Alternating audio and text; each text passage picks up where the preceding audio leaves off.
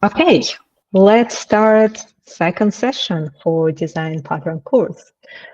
Um, Let me introduce quickly our volunteers again. So you have today me on the stage. I'm VP Lead Software Engineer at JP Morgan Chase and ex-Revolut and ex-Yandex, which is like Russian Google.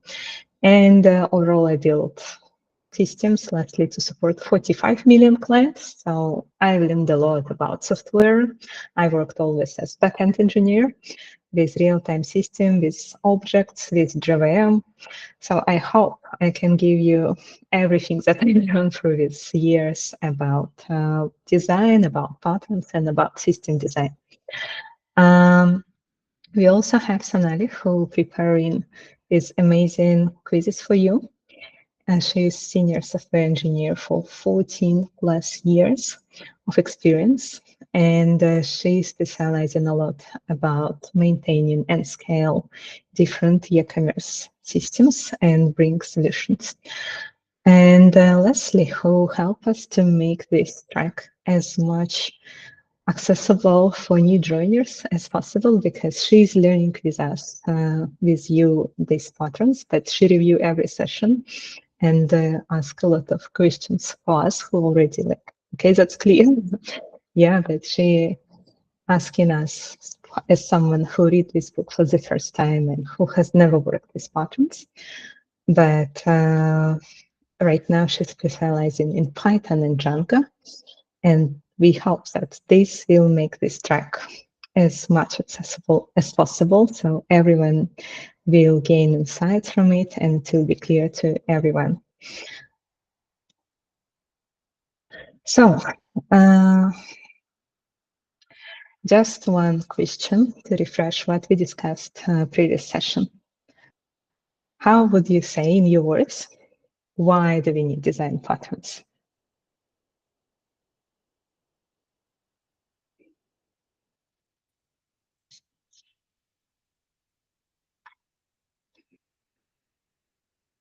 Yes, Narmin, let's go first. Hi there. Thank you for the today's session, firstly. So basically, design patterns are the templates for solving the problems have been encountered by others. Basically, it's a template, so we don't need to reinvent the wheel for all of the same problems. It's like it's give you the template and the solution for the problem already encountered by the many of the developers. Yeah, it's a good answer. And we also had initiative from Pradna. Yeah, I was going to say something similar to what Narmeen just said. That design patterns are basically ways of doing certain things that people have already experienced, and it's just something that's shared by them. That this is a good way of building something or making something. Yeah, good way of solving the same problem.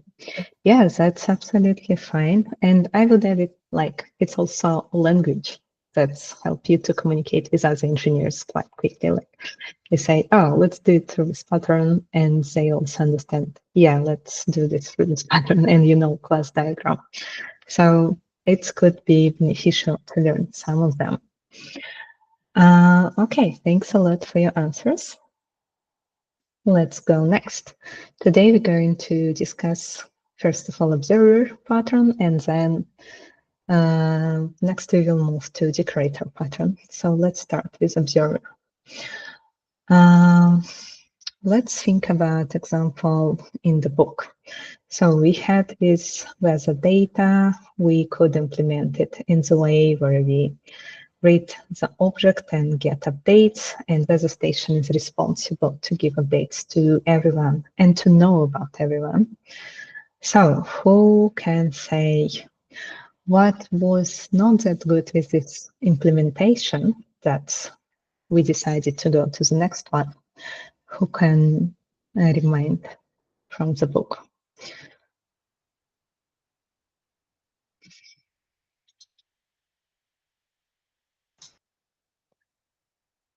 Yeah, Nermin. Basically, regarding we have a subject and we have the observer. Both are the interface, so that we always, the code to the interface, not the real implementation. In the subject, it is the main the character who publishes the event, but the observers basically observers are the client of the subject, so that they can get notified whenever there is a change on the object sites, basically. And we can subject always has a list of the observers, so that it can push all the notification to the observers, so that observers can be in the same page with the state of the subject, basically. Mm-hmm. Yeah, it's good explanation of observer pattern. So the problem in this case that it's not flexible. If you need another device, you go and you change weather data object instead of just adding another device without changing weather data object. So the idea behind it, let's actually introduce one-to-many relationship where like subject object where the data is doesn't care like who exactly going to read this data. They just accept list of some devices and notify them. Yeah, so that's class diagram, the one that just explained with interfaces, and concrete implementation will give you implementation for this particular case. Good thing here is that in this case we do loosely coupled design, which is mean whether data not anymore care about who exactly devices, like what implementation in devices, what is their name. Basically, they don't know anything about observers, which exactly decouples them. So when we say loosely coupled, we say about decoupling, and we trying to find out about this word, like what exactly decoupled, what is it? So basically, knowledge about observer, about specific implementation, about specific one, which one is decoupled. There are very funny dialogue between subject and observers, where observers say to subject, "You don't know anything about me," and subject say, "But you don't know anything about me as well." I really enjoyed this, how they put it. The main idea of this dialogue to explain this loosely coupling, like basically they still interact with each other, like subjects still interact with observer, but now they don't know anything about each other. Before this pattern, observer subject could invoke other methods, not only subscribe for particular device, but now device do not enclose, do not open implementation, because they just get some characteristics of observer and give to subject, to weather data, only information about what observer has, which is subscribe method, nothing else. They could implement a lot of different interfaces. Some of them could be strategy pattern, but they give to subjects only some small piece of information, which one is interface observer, which is one method. Also, I wanted to ask you, it's a bit advanced question, but that's now up on my behavior all these years. How do you think you can even more improve observer to be even more abstract from details, what they have from subject? What do you think about this method? Could it be even more flexible? Okay, Nermin, right? Yes, it could be because currently it's not that flexible. Let's say we need to add new parameters, so we have to alter the signature of the method. But through the composition, let's say we inject this object so that whenever change happens, we just call the method on the object, and the stage the behavior will be gets updated basically. Yeah, exactly. So the first thing that's come, what if we need another parameter? Yeah, and just imagine the whole strategy, the whole drama. Now we need to change every observer that's implement this method to implement, like to add new parameter. And again, exactly, it could be done through object. So which object you can propose for this one? Okay, we have two hands. Okay, let's try Stradna first. A dictionary, kind of a dictionary or a list, perhaps. Actually, it's a good idea. Just map of parameters, right? Like you put key, then like as a key of parameter, and value object. That could be anything. The only thing you need to have somewhere agreement which parameter is for what. Yeah. That could be also called like context, like map, string object context, something like this. Yeah, good idea. I like it. Sonali, do you want to add something? Yeah, I was thinking more we can have another set of interface as well that can be more dynamic or an abstract class. Like we can extend that object however we wish to. So suppose we have one observer that would need all this but some extra parameter, but not all the other observer would need it. Yeah. So interface parameters. Yes, and that's abstract interface. It maybe doesn't have any methods. The only idea is like to mark observers that it's accept this interface. I put it. I didn't have time to format with any code, so sorry, it's just plain text on the slide. But I put exactly this one here. We say that subject have this inner class, which is subject parameters. And in this case, we doesn't care which parameter need observer. We just give them parameter. Why we don't give the whole subject? Because in this pattern, subject actually knows about observer, which will be a bit weird to give observer information about themselves. We can put it as private class or protected class. So observer couldn't get list of observers, but anyway, to me, it sounds not ideal. Like I would put that subject has their parameters, which are again decoupled from subject itself.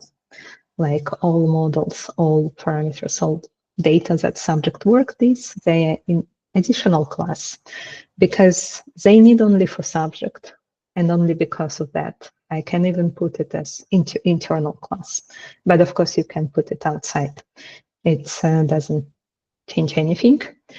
And if you go even more advanced about interfaces, we can say that observer can be parameterized with subject parameters. So we know that for subject to work with observer, this subject parameter should implement interface of subject parameters that will give information to observers. So we can even include small with wildcards, that because it's more like advanced topics. And I don't know, to be honest, how to do it in Python rather than after class, because in Java we will do also typization. We can do typization and we can say that observer wildcarded with T, and T is something that you can update. So subject parameters should implement T as well. So we can play even more around typization to make it more strict. Okay, how in this case we will change that everything. Again, current condition display. Now just get parameters, and they need only temperature. So they just get temperature from parameters. They don't need humidity. They don't need and other things. Well, statistic display would like to learn about only humidity. So again, they get it from parameters and they don't need anything else. And of course, you will put no nullable here in Java. Okay.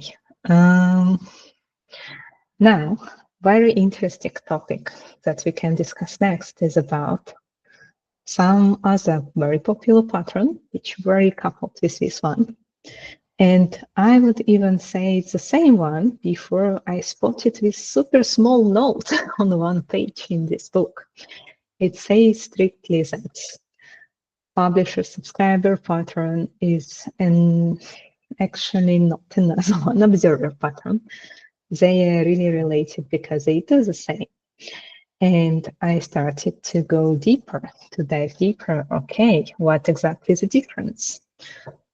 And I found this good article. It's already worded enough to explain a lot of thoughts. So you will get an access to this presentation. You also can check the article, but it's exactly what it's about. I like this diagram. It's explain why is the difference. If you go again to the class diagram, you will see that subject know about observers and observer know about subject. And how they do it, they put in constructor of observer particular subject, and observer subscribe by themselves to subject through knowing about the subject. So basically, they still very coupled. While when we say about publisher subscriber, the only difference that make a little bit complexity because you need a little bit one more class, it's to have event channel or event manager. I would say event manager even better wording for this. The one who will get publisher, get subscriber, and subscribe. Subscribe basically subscriber on news from publisher. Yeah, so another actor in the system. Because when again we're talking and looking about this system, they say you need only two classes, one subject and another observer, only two interfaces. And they couple each other in this system. They have their own ecosystems, they work together, and that's it. However, you have one more class, one more actor in this system, who is event, again, it could be event channel or event manager, who basically facilitate the communication between publisher and subscriber. Advantage of it that now observers completely unaware about the subject. Now they do not get them through constructor. In this book, we have example where they get them from constructor. Now they don't. So they do not know about each other like entirely. Now we don't need even to think about parameters that much. They become much more abstract. Yeah, so they have some parameters, not even subject parameters, just some parameters. In this case, because they even more loosely coupled, we can think about asynchronous communications. Because when we do it for classes, we are looked at very synchronous, immediate communications, which also could be asynchronous if you put in Java future, right? However, even more decoupled objects can do callbacks or whatever, like to be even more asynchronous between each other. So that you can keep in mind, or even impress your colleague. Tell them tomorrow, did you know that observer is not publisher and subscriber according to very classic, very old, very fundamental class diagram that's Golf pattern introduced 30 years ago. Yeah, so very strictly, they're not even the same. They have a little bit different. And publisher subscriber, just the next one, based on the idea of observer, it's just a little bit more complicated. In here, they say is a more complex pattern, but I would say it's a little bit more complicated because it's just one more actor that act between two another actors to bring messages together. So just a little bit more complex, just one more class. And that's it. Again, when we look, yeah, that's what I said. That's how exactly observer knows about subjects. They get it from constructor. It's very coupled. It's still very coupled, to be honest. We just include them in the system. They know too much about each other. But when we go through classic next more modern pattern, publisher and subscriber, we get more flexibility because they don't know about each other anymore. You do not register observer in the code base of observer itself. There is another one manager who register observer for particular subject. Okay, so here I will go to example and I will do the biggest revelation in your life. Yeah, question. Yeah, I'm happy to answer. Yeah, this is Pratnya. I was just wondering if there is any situation where the observer is more suitable to implement than the publisher subscriber.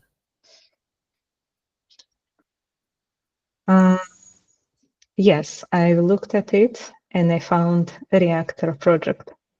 If you Google for reactor project, Okay. they use everywhere observer pattern project reactor. Let me show you.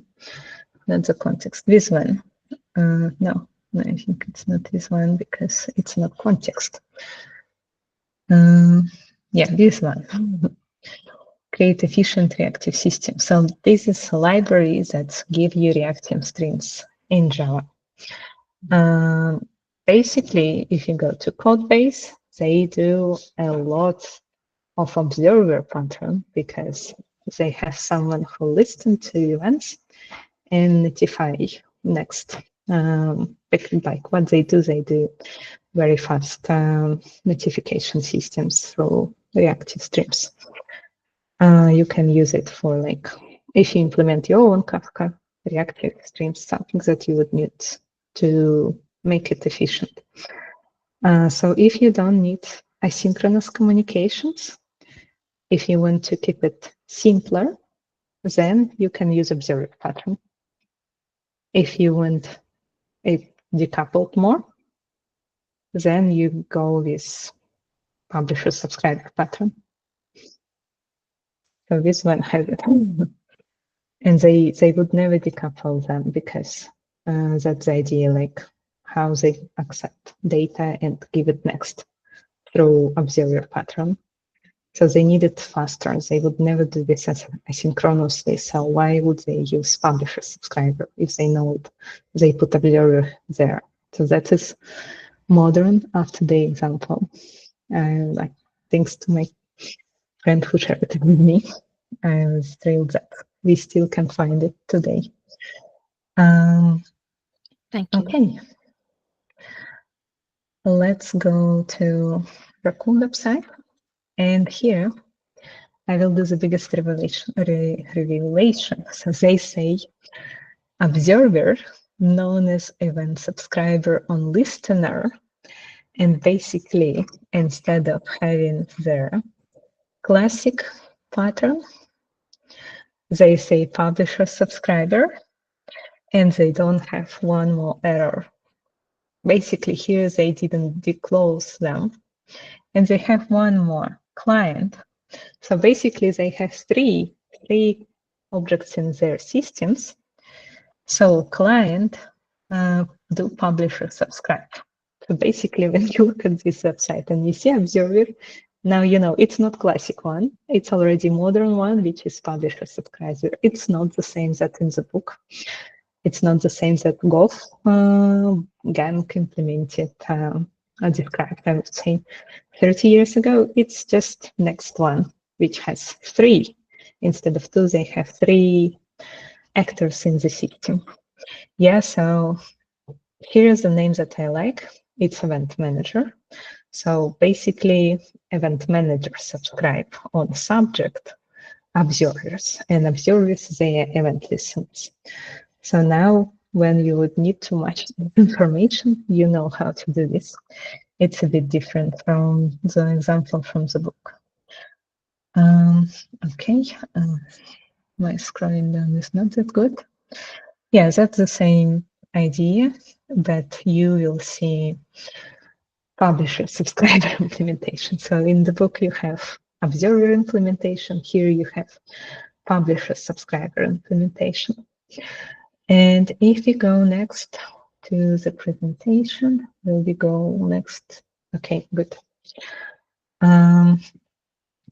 We also put here a Python example. And here in this example, now we have product. We have init method with all names, price, discount, and protected observers. Attach, detach, which is about communication with observer. Notify and set discount, which is notify self and notify will notify observers. An observer, which is customer. Yeah, so let's say we want to do product, we want customer to subscribe to product. Yeah, and we have one main class that does the work. It's attach. Alice as a customer to get notification about discounts on laptop. And also we can attach Bob to get notification about phone. Now, question for you. Which one is it? Classic observer or a bit more modern publisher subscriber?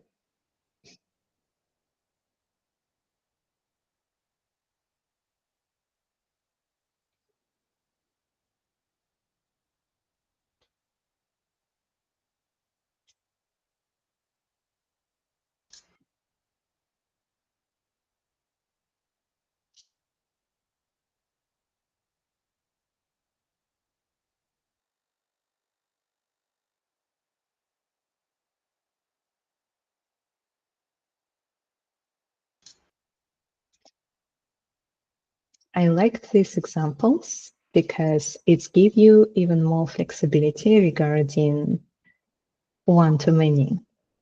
Basically, if we say in observer, we have one-to-many relationships. Here we have laptop attached to Alice, but also we could say phone attached to Alice and laptop attached to Bob, and then phone attached to Bob, which is mean Alice and Bob subscribe to several products. So now we have even more flexibility, many-to-many relationship. If we again go to diagrams for, oops, it doesn't give me here.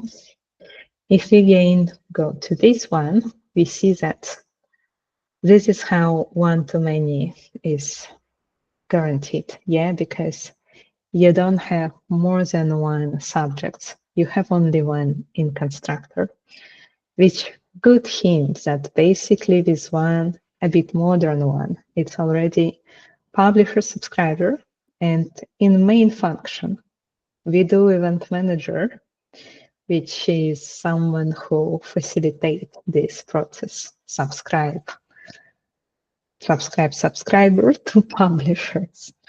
And basically in this publisher subscriber, one more advantage, you can do many-to-many relationship here. Like you can have several publishers and several subscribers, and they can do cross communications.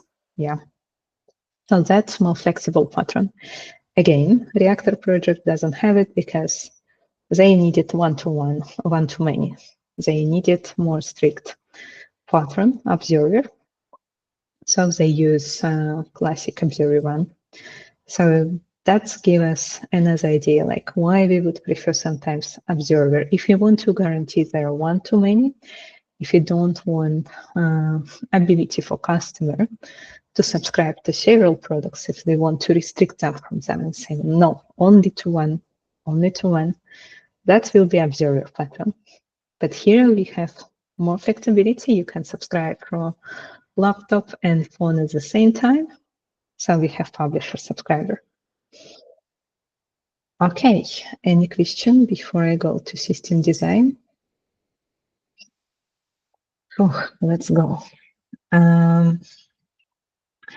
So we were thinking how right now these patterns can live together with system design era, where you have a lot of microservices now. And basically now it's not classes that interact with each other. Now it's microservices that interact with each other. And another thing that we remind that if you think about databases, there is triggers on table, so complex processes, which means that whatever something happened, you subscribed on table. Yeah, so that's another part of observer or publisher. I think trigger more again about observer because you set one trigger to one table. But then we can think about more abstract things, more high-level things. And there will be webhooks, event and messages queues, monitoring and alerts. Let's go to everything.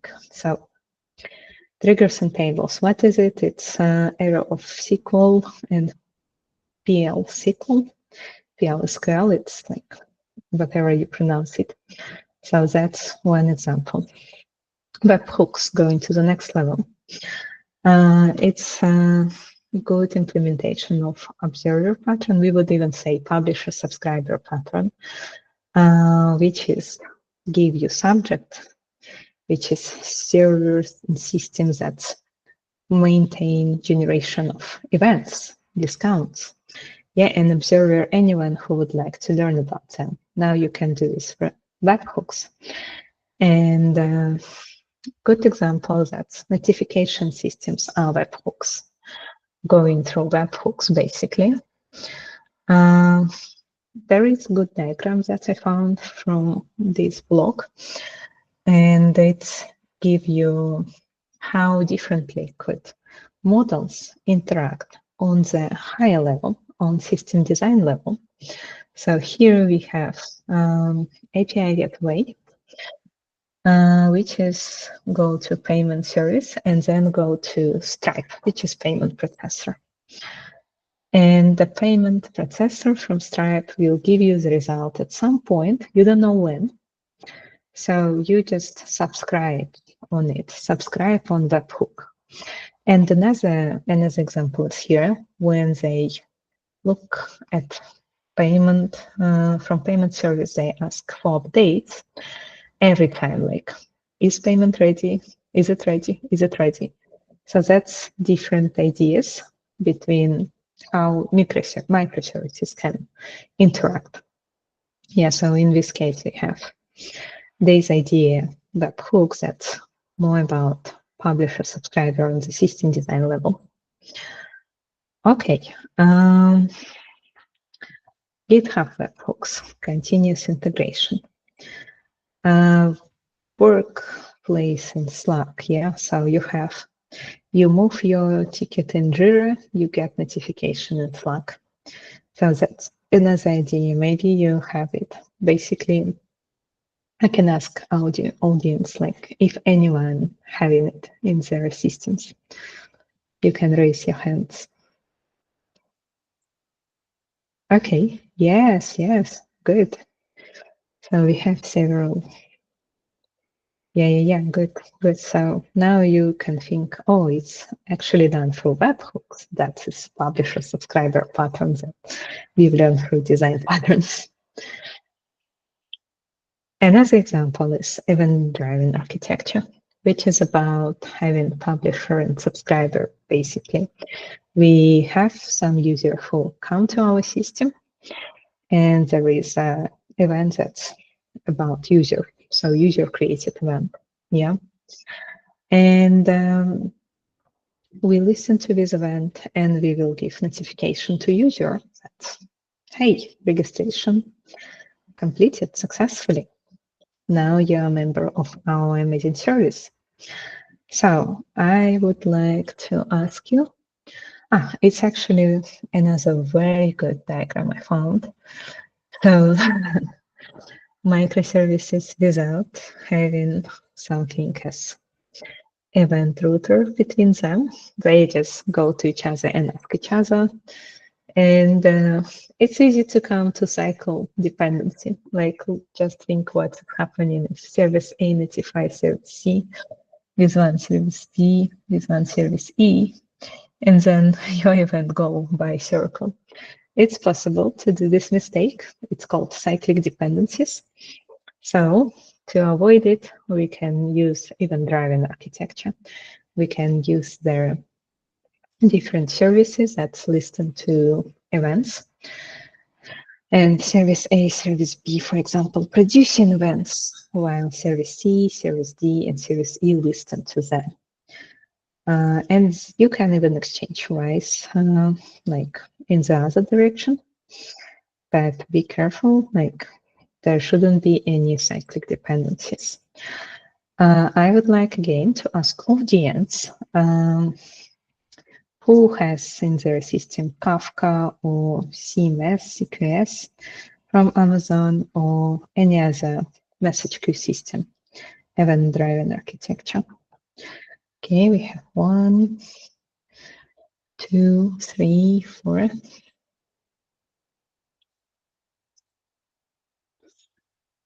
Yeah, you also can put in chat if like what exactly the systems that you use.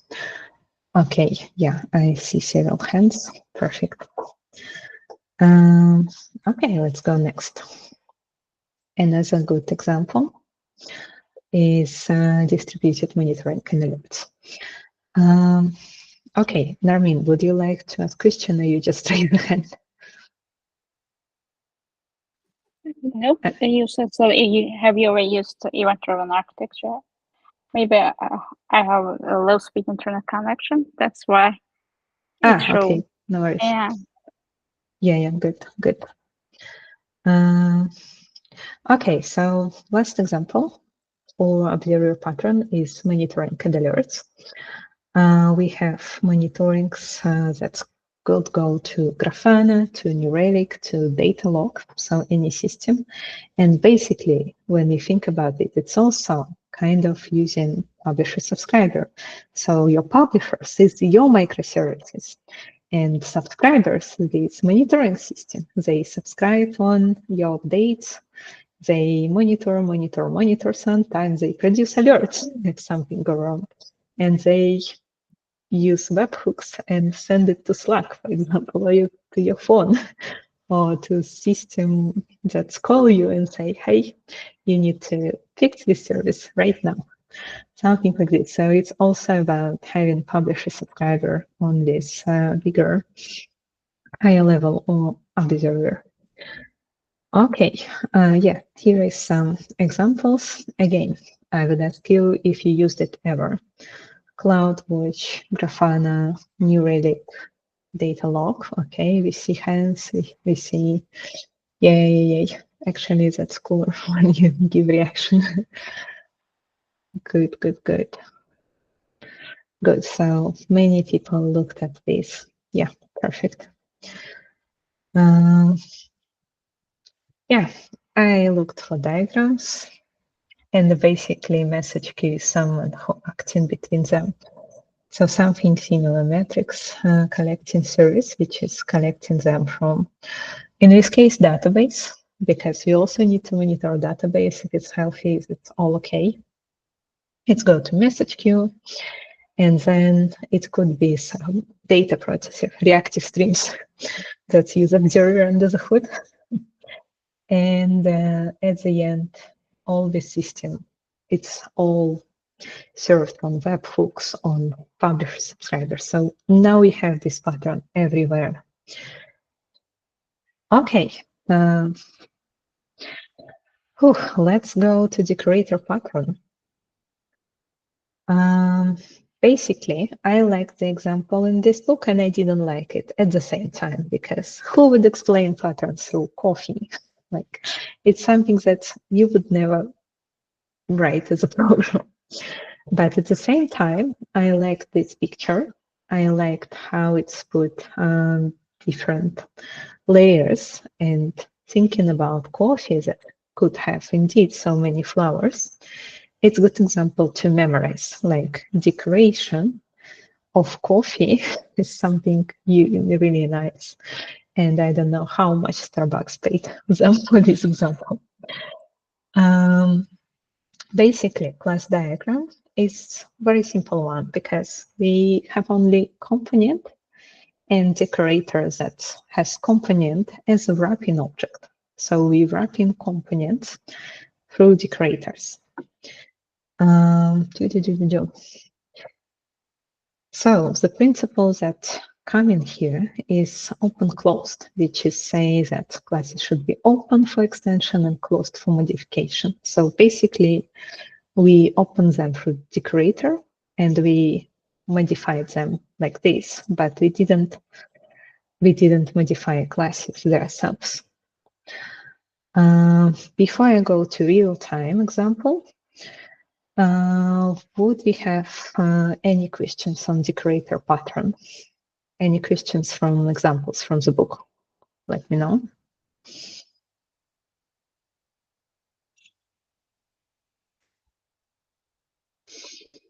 No worries if you didn't do this chapter yet. I think the chapter gave you very good examples through thinking about it, of coffee, of latte, of cappuccino by different decorations. At the same time, it's still an example because you wouldn't program something like this, but it's nice to think about layers. Yeah, so it's good. It's mostly for memory to think decorator. Okay, there was something with coffee, with layers. So that's how you come to this picture. And now let's think how we use them in real life. Actually, we use them. We use them every day. And good example is some HTTP client. So the one who get HTTP requests and send HTTP responses. The thing that just HTTP request is not enough at all. You need several decorators for this. First, authentication, to be able to understand if it's safe to accept this request. Is it not mail from software? Is it not DDoS attack? If it's something that who exactly has right to access to this data. So we do this through authentication process. Authentication and caching. Another thing that help you to reduce the load, because one client come, open session, and then this client do a lot of things in, for example, your application. So it's important to cache this session and do not do a lot of things again and again. Another thing, to log for our metric systems, right? That we'll use for publisher. Subscriber will listen to our events about what's happening, who exactly trying to get inside our system. So how many of them? We'll log them. And this is something that basically we do through decorator pattern. Rate limiting, it's about ensure that client wouldn't be, again, DDoSed. Yeah, so it won't be that many requests that will just kill your client. You need to put rate limiter, which will be another layer, which will be another slice, and you still have the same HTTP requests. You have the same HTTP client, but now you do a lot of layers. I remember when I was junior and only started first look at it, I was so confused why it's written in this way. But basically, that's implementation of Decorator pattern. Maybe when you read the book, you also thought, why I would do this through constructors, why I would initiate it like this. It's so weird. But that's apparently pattern that tasted very well and that works. So if you look at implementation, let's see how we can improve our API client. It's a very basic one. If you look at libraries, you will find so many interesting things there. But let's look at the very simple one. Basic client just send request. It doesn't care about authentication. It doesn't care about caching, about anything. Now we put API Decorator and we say, let's do it like this. Let's have API client composition. We have it here. And Decorator, put it in constructor as their field and then wrap it. And it will be, in this example, our abstract class. So then we will do implementation. And let's go first with authenticated client. Authenticated client will also get our token and will check if it's good. Or for example, in this case, if it's added because it's know how to work with next someone who will work with my request. Yeah.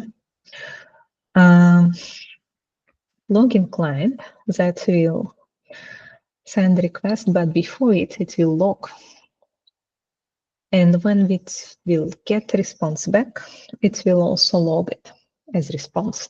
And we also can do meters here. So we will know particularly how long does it take to send request and get response back. Yeah.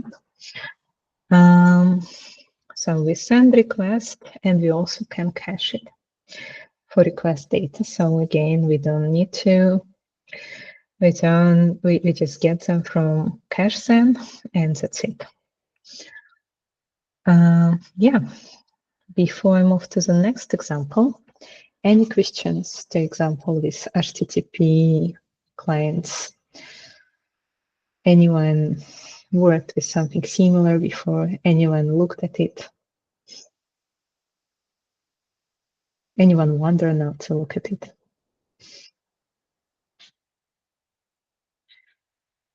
Give me reaction if you like worked at least with HTTP clients, working with them. Okay. For a Starbucks, similar shopping might use this pattern. Yeah, why did we use an abstract class in this example? This is a question from Wall. We did use it because we wanted to say that API client will be wrapped client. We wanted to put there like something for, like we don't have yet implementation, but we have rule. It's like rules how exactly we will work with decoration of clients. So in this case, when we go to some implementation, we just say super client because we know the rules, the contract. So we put abstract class to put contract there. Yeah, good. Okay, another Python example. We wrap logging, and it's so one thing. You see, Python so many lesson books. So we use wrappers for loggers, and also again, it's very popular. So when we have logger for user, we also can do wrapper to check them as well. Sorry, login, which is mean not a login, not loggers, that's the log, it's login in the system. Because, yeah. We apply Decorator to do, again, verification check. Yeah, this time we log to this dashboard. And for 2 users, we have these checks. So what is more important here is that we have wrapper, and this wrapper facilitates the function. Yeah. If you go again to check how this website can help us, hopefully know these guidings. It has the same idea of the problems that we have in book about coffee, that about better, I would say, about more looks like some real implementation. Like you have notifier and you have different ways to notify clients. And at some point, you can combine them, so you can notify them for 3 platforms at the same time. It's the same like when we was thinking about coffee, but cappuccino with milk or foam milk and with milk. So like 3 components together, foam milk, and espresso, yeah? So 3 components at the same time. So we could implement this complex notifier. It has everything in place, but instead of it, we use aggregation or composition and inheritance to say, like, let's do it through decorators. So in this case, we have different decorators, which is SMS, Facebook, and Slack. And to form this one, we use 3 decorators at the same time. We do them through 3 decorators instead of having so many implementations. So we still have only 3 implementations instead of 1, 2, 3, 4, plus instead of 7. That's the power of Decorator. That gives you several. Yes, Leslie? Yeah, because I have a question right now. I was thinking, I understand the idea behind the decorator, like a layer that allow us to check for instance, in the decorator for checking if the user is logging or not. But here, as we have different notifiers like SMS, Facebook, Slack, I was thinking about the strategy now. I'm mixing both patterns because as we can have more than one. Yeah, but the thing that the difference between strategy, it's very interesting. Yeah, like when you have only one of them, you do them for strategy, and like it's only one of them. That's the difference. You do only one of them. But the idea here that you basically can send notifications everywhere, which give you the mix of them, which is mean like client can say, okay, notify me everywhere, or they can say, notify me only for one channel. But in this case, you need, like, you can think about it as 7 strategies. Yes. So basically we can think we started with strategies here, notifier, and we implemented 7 behaviors, which was good before we realized that they repeat itself. We repeat ourselves when we put SMS and Slack, and then we repeat ourselves that we put SMS, Facebook, and Slack together. So that's coming to question, why did we repeat ourselves, and if we could do it better, right? So strategy was not enough. And this pattern is a bit more complex, so maybe not even more, when we will check complexity of this as well. But it's really cool that it gives you an instrument that say, now I notify with several decorators, and depends on preference of users, we add decorator or we remove them. So we construct notifier through different layers, as many layers as our client allowed us, because of course we will notify them everyone. that we will get properties from user preferences and we will notify them only where they said. If they didn't say us anything, we will notify them everywhere. So that will be business requirement, notify them in all platforms where we could do this. So that's the difference. You see, like it's could be strategy, but now we need something even more complex. We need one step forward for this. Good. Yeah, Pradna? I was thinking of a situation I worked on earlier. So there was a scenario where there was some data being well received in a request, and that there were two things to be done with it. One was writing it into, say, an event table, and then also sending someone a notification that this event came in. So would that become a decorator pattern? Mm. Mm. So first was sent to event log, and Right. the second one Was sending a notification to somebody that this event happened. that yeah, So with the same request. yes. Again, as soon as you need to combine them, as soon as you need to do both, Mhm. yes, it's Okay. Decorator, because now you not only have different implementation, different Mhm. behaviors that you could implement through strategy, but you also have combination of them. Yeah. Yes, Sonali? So on this one, it would be more like once the data has been sent to the log and then has been notified, because that would be the decorator pattern meaning. So in that case, it was more of something to be done in parallel and not necessarily wrapping it as an event log and then sending it. Then it could have been independent task, right? Yeah, we need more context, because if it's good, Yeah. if it's should Mhm. be done separately and in asynchronous even way, Mm.